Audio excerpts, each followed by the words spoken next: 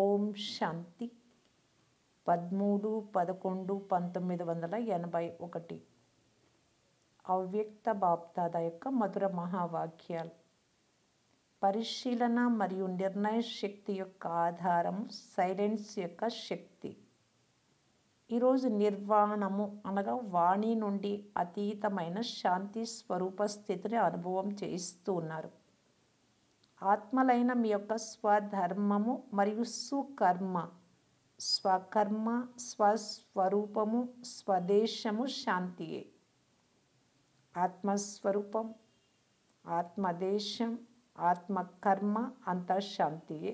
సంగమ యుగం యొక్క విశేష శక్తి కూడా సైలెన్స్ యొక్క శక్తియే.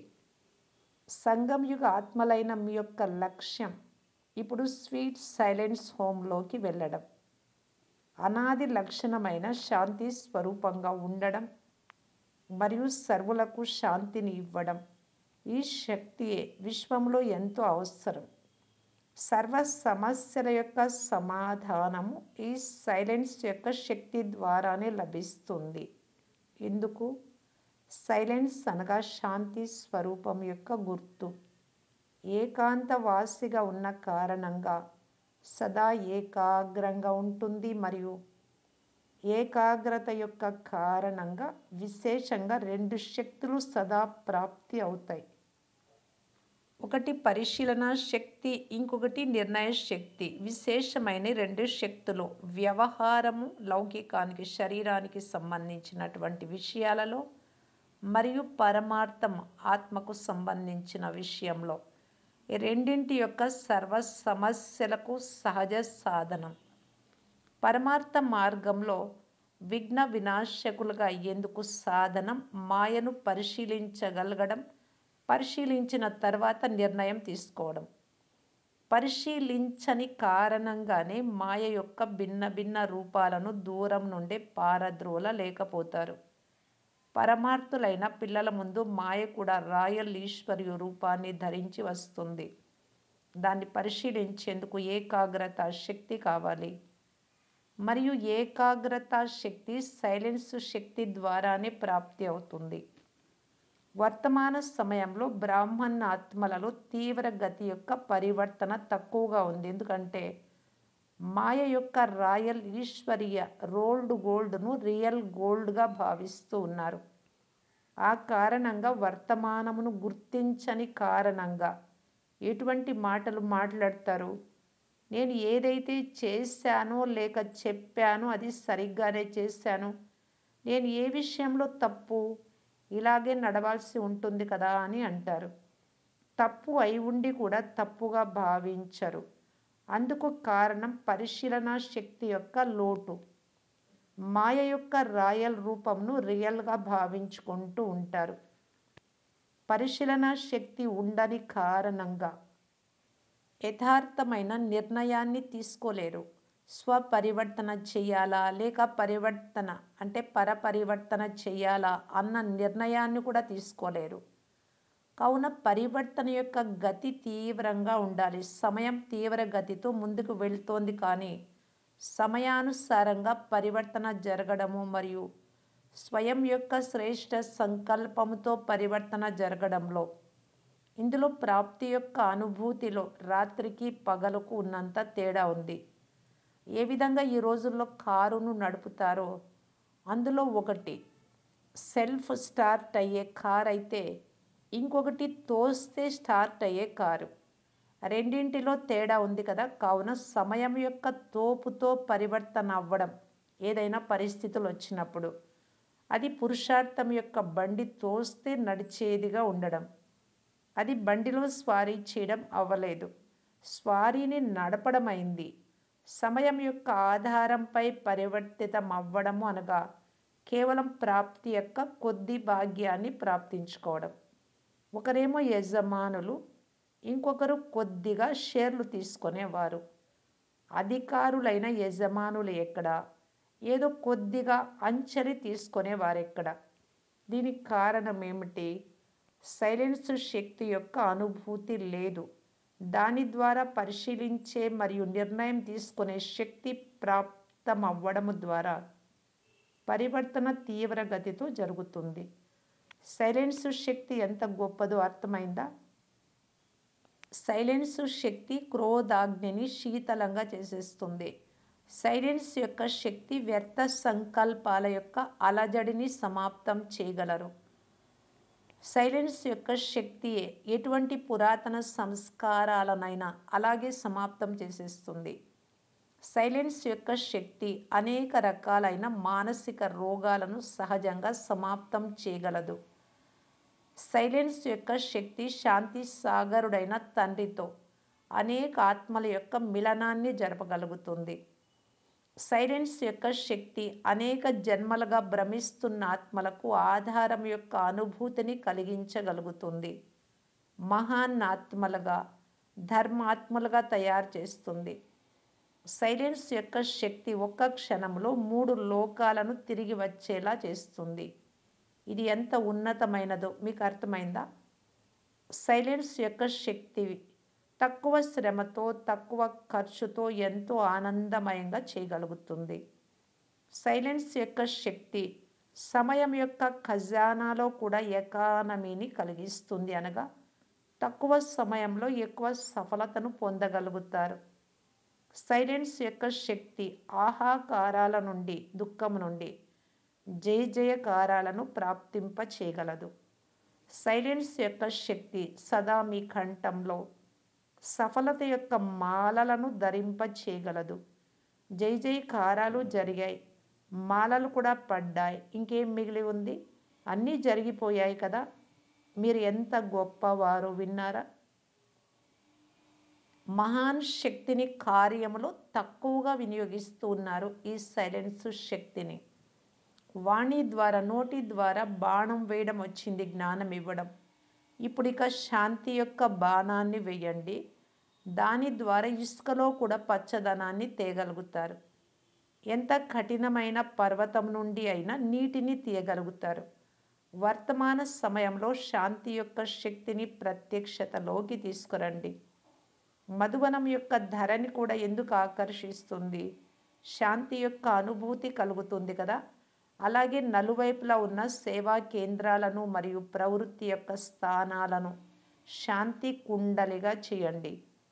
తద్వారా నలువైపులా శాంతి యొక్క కిరణాలు విశ్వంలోని ఆత్మలను శాంతి యొక్క అనుభూతి వైపుకు ఆకర్షితం చేస్తాయి.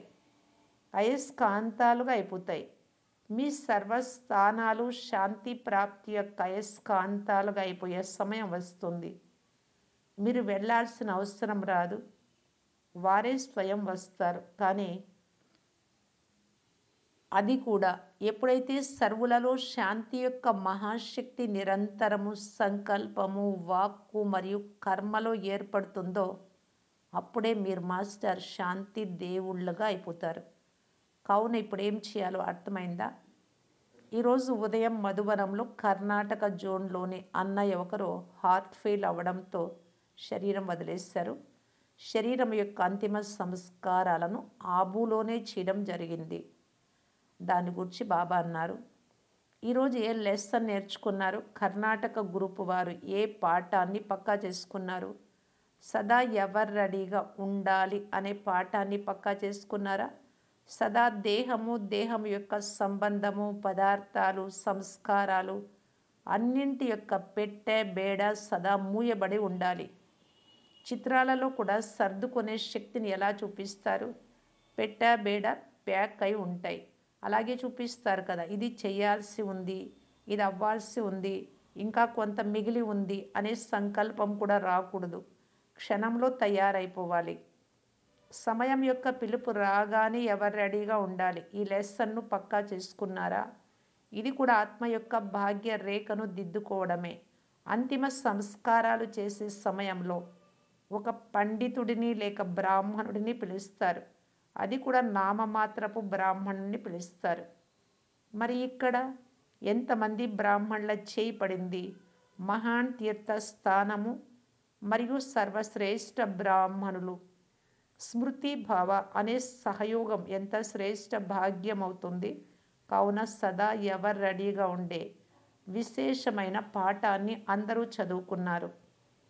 ఆ అన్నయ్య యొక్క యుగల్ ఆమెను చూస్తూ బాబా ఇలా అన్నారు, ఏ పాఠం చదువుకున్నారు? మీ సఫలతా స్వరూపాన్ని చూపించారా?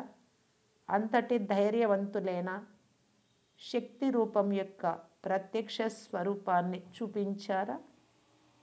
అచ్చా, సదా తమ స్వస్వరూపము, స్వధర్మము, శ్రేష్ట కర్మ, స్వదేశం యొక్క స్మృతి స్వరూపులకు, శాంతమూర్తులకు, సదా శాంతి యొక్క శక్తి ద్వారా సర్వులను శాంత స్వరూపులుగా తయారు చేసే వారికి, శాంతి సాగరుడి యొక్క శాంతి అలలలో సదా తేలియాడే వారికి, సదా తేలియాడుతూ అనేకుల పట్ల ధర్మాత్మగా మహానాత్మగా అయ్యేవారికి, ఇటువంటి శాంతి శక్తి స్వరూపులైన శ్రేష్ట పుణ్యాత్ములుగా అయ్యే వారికి బాప్దాదా యొక్క ప్రియ స్మృతులు మరియు నమస్తే. కుమారులతో అవ్యక్త బాప్దాదా యొక్క మిలనం. కుమారులకు సదా మేము కుమారులము, బ్రహ్మ కుమారులము, ఆత్మిక సేవాదారులము అని స్మృతి ఉండాలి. సేవాదారులు అనగా స్వయం సంపన్న స్వరూపులుగా ఉంటూ ఇతరులకు ఇచ్చేవారు. కావున సదా స్వయాన్ని సర్వ ఖజానాలతో సంపన్నంగా అనుభవం చేసుకుంటూ ఉన్నారా? సేవాదారులుగా భావిస్తూ సేవ చేసినట్లయితే సఫలతామూర్తులుగా ఉంటారు. సేవ యొక్క విశేషతయే సదా నమ్ర చిత్తులుగా ఉండడం, నిమిత్తులుగా మరియు నమ్ర చిత్తులుగా ఉండడం. ఈ రెండు విశేషతలు సేవలో సఫలతా స్వరూపులుగా తయారు చేస్తాయి. కుమారులు సేవ యొక్క క్షేత్రంలో ముందుకు వెళ్ళే వారిగా ఉంటారు, కానీ ముందుకు వెళ్తూ నిమిత్తులుగా మరియు నమ్రచిత్తులుగా ఉండే నమ్రత లేకపోతే సేవ చేస్తారు, కష్టపడతారు, కానీ సఫలత తక్కువగా లభిస్తుంది. కావున కుమారులు సేవలో చురుకైన వారిగా అయితే ఉన్నారు కదా. అందరూ ప్లానింగ్ బుద్ధి కలవారే. ఏ విధంగా సేవ యొక్క పరుగులో చురుకుగా ఉన్నారో అలాగే ఈ రెండు విశేషతలలో కూడా చురుకైన వారిగా అవ్వండి. విశేషతల సహితంగా విశేష సేవాధారిగా అవ్వండి. లేకపోతే అల్పకాలిక సఫలత అయితే లభిస్తుంది, కానీ నడుస్తూ నడుస్తూ కొద్ది సమయం తర్వాత తికమక పడతారు. ఇలా ఎందుకు జరిగింది, ఇలా ఎలా అయింది అన్న అడ్డుగోడ వచ్చేస్తుంది. కావున సదా ఈ రెండు విషయాలను స్మృతిలో ఉంచుకోండి. దీని ద్వారా సేవలో ఫాస్ట్గా మరియు ఫస్ట్గా అయిపోతారు. కుమారులు సేవ చేయాలి, కానీ మర్యాదల యొక్క రేఖ లోపల ఉంటూ చేయాలి. ఆ తర్వాత చూడండి, సఫలత లభించి తీరుతుంది. కుమారులకు అన్ని రకాల అవకాశాలు ఉన్నాయి. సేవ చేయడంలోనూ అవకాశం ఉంది, పురుషార్థంలో ముందుకు వెళ్ళడంలోనూ అవకాశం ఉంది, అలాగే తమ పరివారాన్ని ముందుకు తీసుకువెళ్ళే అవకాశము ఉంది. కుమార్ జీవితము చాలా అదృష్టవంతమైన జీవితం. కుమారులు సదా స్వతంత్రులు. ఎటువంటి బంధనానికి వారు వశం అవ్వరు. ఇలా స్వతంత్రంగా అనుభవం చేసుకుంటూ ఉన్నారు కదా. స్వయం యొక్క వ్యర్థ సంకల్పాలు కూడా ఒక బంధనమే. ఈ బంధనాలు కూడా పైకి ఎక్కే కళ నుండి క్రిందకు తీసుకొస్తాయి. కావున నిర్బంధన్ కుమారులుగా ఉండండి. వ్యర్థ సంకల్పాలు కూడా సమాప్తమైపోతాయి. నిర్బంధన్ ఆత్మయే తీవ్ర గతిలోకి వెళ్ళగలుగుతుంది. కుమారులు తమ జీవితాన్ని ఎంత శ్రేష్టంగా తయారు చేసుకుంటున్నారో చూసి బాప్దాదాకు కుమారులపై ఎంతో గర్వంగా ఉంది. మా వంటి భాగ్యవంతులు ఇంకెవ్వరూ లేరు అన్న స్మృతిలోనే సదా ఉండండి. కుమారుల భాగ్యం కుమారులది, కుమారీల భాగ్యం కుమారీలది. కుమారీలు స్వతంత్రులుగా సేవ చేయలేరు. కుమారులైతే ఎక్కడికైనా ఒంటరిగా వెళ్ళి సేవ చేయగలుగుతారు. కుమారులకు బంధనం ఏముంది? కుమారీలైతే నేటి ప్రపంచపు లెక్కలో చూసిన బంధనంలో ఉన్నారు. కుమారులైతే ఆల్రౌండ్ సేవ చేయగలరు. కుమారులు డబల్ లైట్. ఎటువంటి భారము వారిపై లేదు.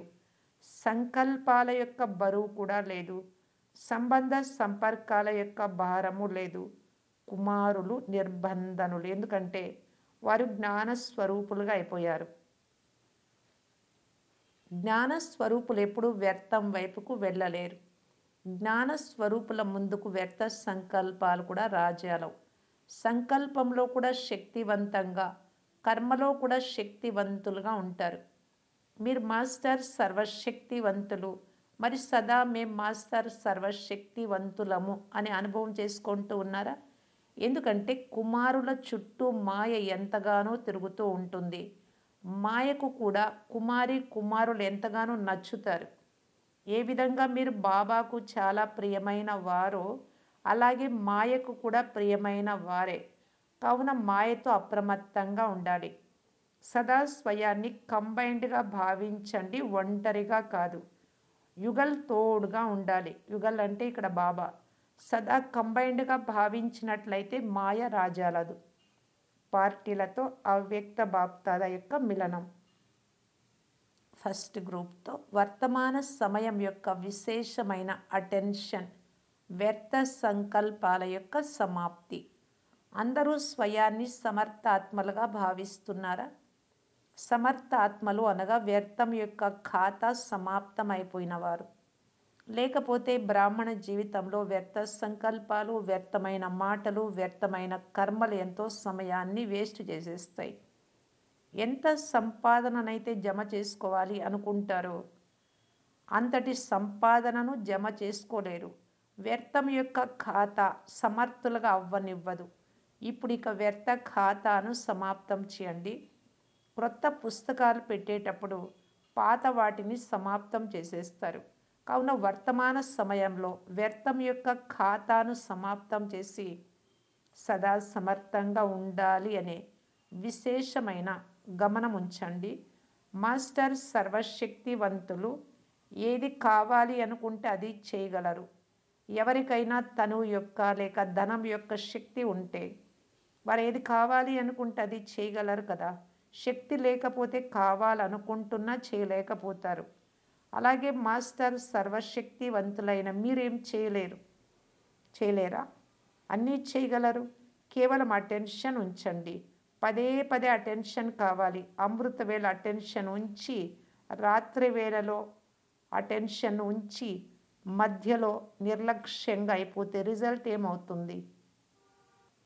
వ్యర్థం యొక్క ఖాతా సమాప్తం కాదు, ఎంతో కొంత పాత ఖాతా మిగిలిపోతుంది. కావున పదే పదే నేను మాస్టర్ సర్వశక్తివాన్ అన్న అటెన్షన్ ఉంచండి. బాగా చెకింగ్ కావాలి. ఎందుకంటే మాయ ఇప్పుడు కూడా తన అవకాశాన్ని తీసుకునేందుకు తయారుగా ఉంది. అది చివరిలో అందరికన్నా ఎక్కువగా చురుకుగా అయిపోతుంది. ఎందుకంటే తాను సదాకాలికంగా వీడ్కోలు తీసుకోవాల్సి ఉంటుంది కదా. ఇక ద్వాపర యుగం దాకా రాబోదు. కావున తన తెలివినైతే చూపిస్తుంది. కావున సదా అటెన్షన్ ఉంచండి. క్లాస్లోకి వెళ్ళి స్మృతిలో కూర్చుంటే ఆ సమయంలో గమనం ఉంటుంది, కానీ పదే పదే ధ్యాస ఉండాలి. మరియు ఎవరికైతే పదే పదే గమనం ఉంటుందో వారు అన్ని టెన్షన్ల నుండి అతీతంగా ఉంటారు. మీరు ప్రియమైన వారే, బాబాకు చెందిన వారిగా అయ్యారు. శ్రేష్ఠ భాగ్యం యొక్క నక్షత్రం ప్రకాశిస్తోంది. ఇంకేం కావాలి? పదే పదే బుద్ధి ద్వారా టెన్షన్ ఉంచండి అన్న చిన్న పనినే ఇవ్వడం జరిగింది మీకు హోంవర్క్ రూపంలో. అచ్చా. ఓం శాంతి.